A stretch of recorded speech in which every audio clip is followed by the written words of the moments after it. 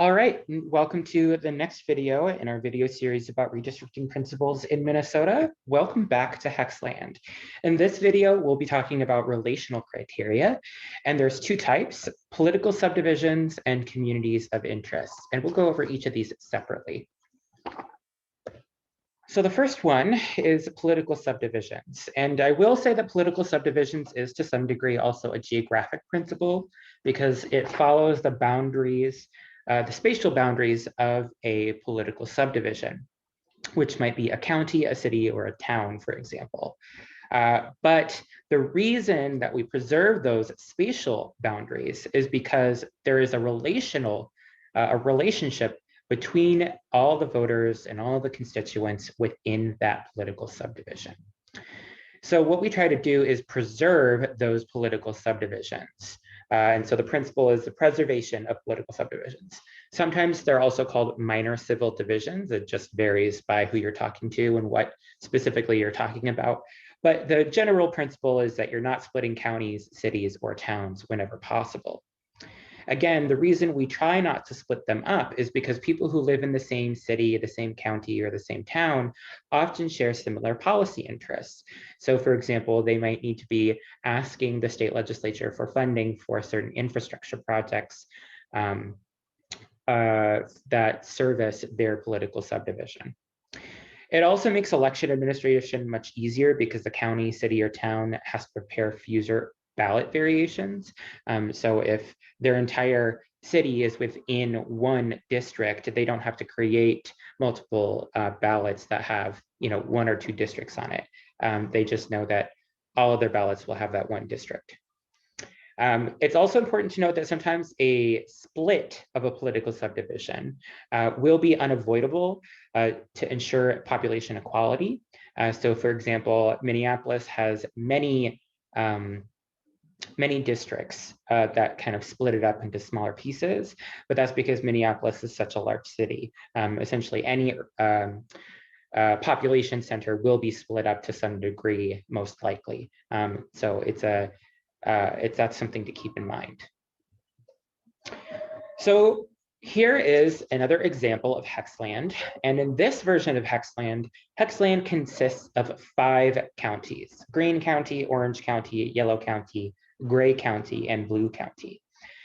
But we need to divide Hexland into 6 districts that are equal. So 6 equal districts of 6 hexagons.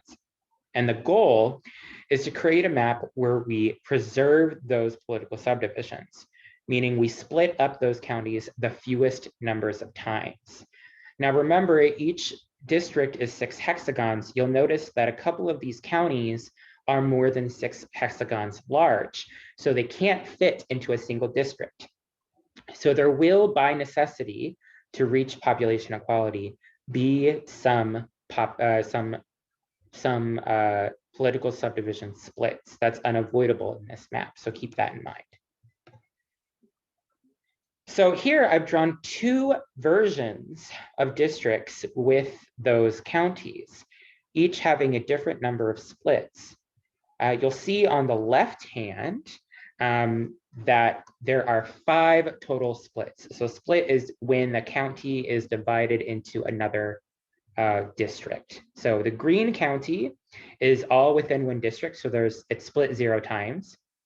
The Orange County on the left, it's split once because it's in 2 different districts, so it's split once.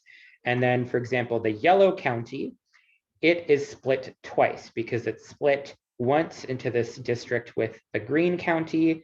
It's split once where it's also tacked on to this Blue County, and it's split once because it is also a part of this district with the Gray County. So it has 2 splits. So this map on the left, and now that I'm looking at it, it might be possible to split some of these less, but it only has 5 splits. And 2 of the counties, the Green County and the Gray County, aren't split up at all. So 2 counties have no splits. So there's only 5 splits, and actually 2 counties aren't split at all. On the right-hand map, however, it's the same number of districts with the same populations within each district, but I actually made a conscious effort to try to split these counties up as much as possible. So there's actually 11 splits in this map on the right-hand side, and all of the counties are split in this version. So there's more splits. So none of these counties were preserved at all in this right-hand map. So the left-hand map, where there's fewer splits, is what we're aiming for when we're trying to preserve political subdivisions. We're trying to split them up as least as possible. And on the right-hand side, on this right-hand side map, we've split the counties up quite a bit. And they're all split up among different districts. And that is what we're trying to avoid. So fewer splits good, more splits bad. So that's a kind of a short example and visual of preserving political subdivisions. We're trying to follow the boundaries of those political subdivisions and not split them up unnecessarily.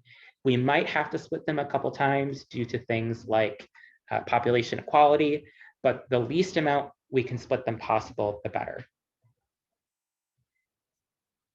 The other relational criteria is preserving communities of interest. So again, we try to preserve political subdivisions in part because everybody within that political subdivision will likely have a common policy interest among its residents. A community of interest is also a way that we try not to split up communities where there are likely shared policy interests. And we'll go over what some of those policy interests might look like. But it's the same concept of we're trying not to split up a set of voters. We're trying to keep them together because they have some kind of shared interest. Now, I do want to point out, when I talk about communities of interest, sometimes people go immediately to race and race alone as being a community of interest.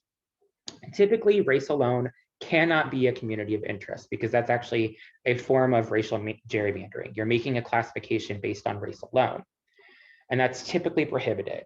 Unless, of course, you're trying to adhere to minority representation, under the Voting Rights Act, for example. But in general, you can't just create a community of interest out of race alone. But I do want to clarify that you can combine race with other factors in some circumstances. So, for example, a middle-class Latino community or a white low-income community that might be allowed, depending on how carefully you do that. You do have to be careful because you have to make sure you're not ending up violating the Voting Rights Act. So, for example, there was a district in Texas where Texas tried to claim that they were creating a community of interest and of two different Latino communities. But what they ended up doing was the two Latino communities were actually so far apart geographically and different in terms of socioeconomic and cultural differences that the court actually said that it was actually a violation of the Voting Rights Act because they ended up creating a racial gerrymander. So you have to be sure that your communities of interest are actually politically cohesive and actually have some kind of shared interest beyond race. So what are some of those shared interests? So communities of interest actually is not well defined, for better or for worse, in the law. But we do have some examples that have kind of been suggested by the courts as being possible communities of interest that would be allowed. So that might be something as shared living standards or social economic status or common housing opportunities. So you might have an area that has a lot of renters, or you might have an area where folks have, it's a wealthier neighborhood with larger single family homes or something like that. You also might have communities of interest based off of economic opportunities, including common regional industries or employment opportunities.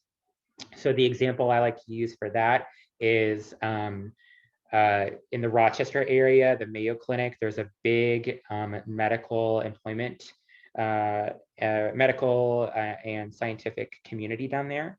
And that could be considered a regional interest with lots of the same employment opportunities. You also can look to, for example, the 8th Congressional District, where there's a lot of mining opportunities. That could be considered a type of shared economic opportunities. You can also look to shared geographic features and natural resources. So for example, you might be looking to some of the boundary water area in the 8th district, or you might be looking at some of the farmland and natural grasslands in, say, eastern Minnesota. So that's another type of potential shared interest.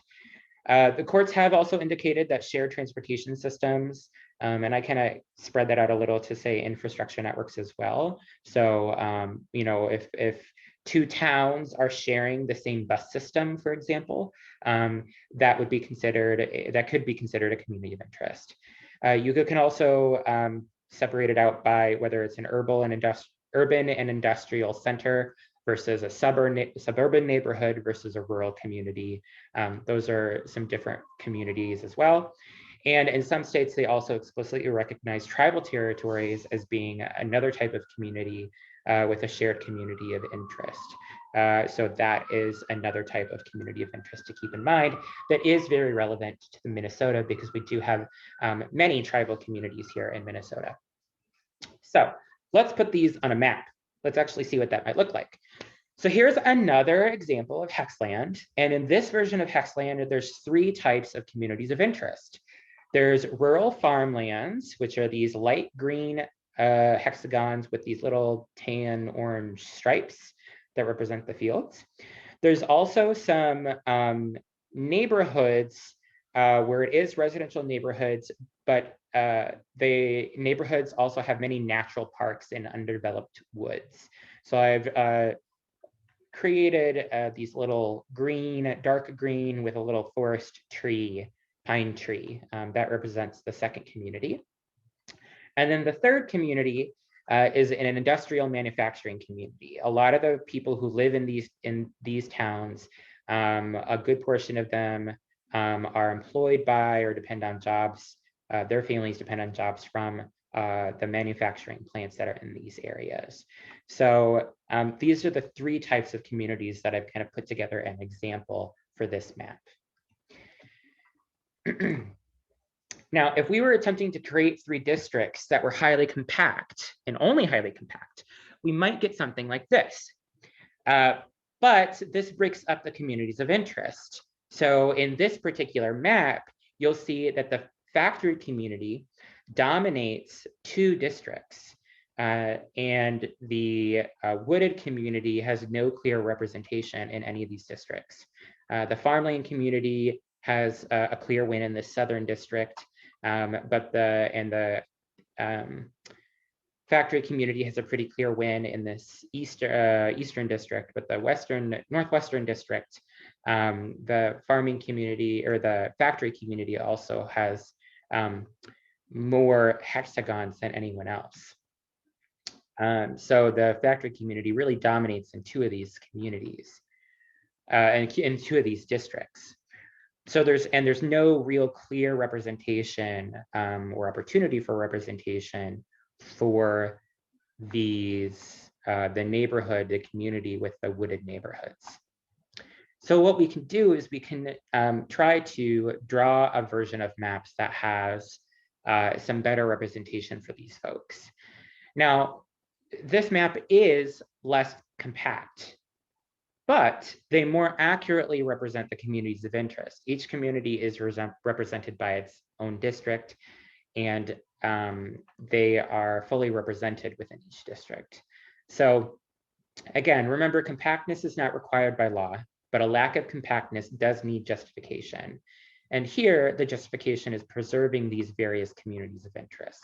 Now, you wouldn't necessarily get a community that's quite as spread out as this wooded neighborhood. I think you would want to try to avoid that as soon as possible, or as much as possible. But I've used that here just as a simple example of what this might look like. So let's use this in a different situation, another scenario. In this example, the green hexagons are a wealthy community with good housing and plentiful grocery stores. The blue hexagons are a middle-class community that unfortunately has a housing shortage and is a food desert. And we need to create 2 districts out of this map. Now, notice that due to the size of the green community, we will have to split the green community by district lines. It's not possible to draw 2 districts with this map where we don't split up the green community, simply because the green community is so large. So we'll always split the green community no matter how we draw the map. So our goal here is to try to find a way where not only can we split the green community only once, but we also don't split the blue community. Let's see if we can do that. So here's our first attempt. We do a cross straight across. We do a cut straight across. We've drawn 2 equal districts. They're contiguous, they're convenient, they're compact. But we've split the blue district into both districts. This little blue dot here is in the northern district. It's split up from the rest of its blues in the southern district. So the blue district is not a community, a majority of either community. And we split that into 2 different districts. So we've reduced the power of the blue community to elect candidates to address their community's problems. They aren't able to get a representative or someone from their district elected who cares about their housing shortage or their food desert, things like that. So let's try to split it down the middle from top to bottom. Unfortunately, we create the same problem. We cut off and split the community in 2, and the blue community is not a majority of either district. So we again have a blue community of interest that lacks the power to elect candidates to address their community's problems. So let's try one more time. There we go. This time, the blue community is not split between the 2 districts. And the blue community in this version does not have an outright majority in the district. There's, I think, 9 blue hexagons and 9 green hexagons in this version of this district. So they don't have an outright majority, but they are a sufficiently large enough portion that they can influence the election. Candidates will have to be responsive to their needs if they want to win. And they may be able to elect a candidate with the support of some crossover voters from the green community. So they don't have an outright majority, but they do have significant influence and will have some representation and be able to elect a candidate that is responsive to their needs to some degree. So that's another version, another example of why we need to be paying attention to communities of interest and what that might look like on a map. So to review communities of interest are important because policy interests important to voters don't always align with political subdivision boundaries, and they don't always exist in a compact fashion. And a district shape and the compactness can dilute the power of a community to get effective representation. So we use the principle of preserving communities of interest in order to ensure that we're not splitting up those communities and in order to ensure that they can get effective representation. So that's a quick summary of the 2 principles of relational criteria, preserving political subdivisions and preserving communities of interest. And I will see you in our next episode of this series, talking about some of the other principles in Minnesota.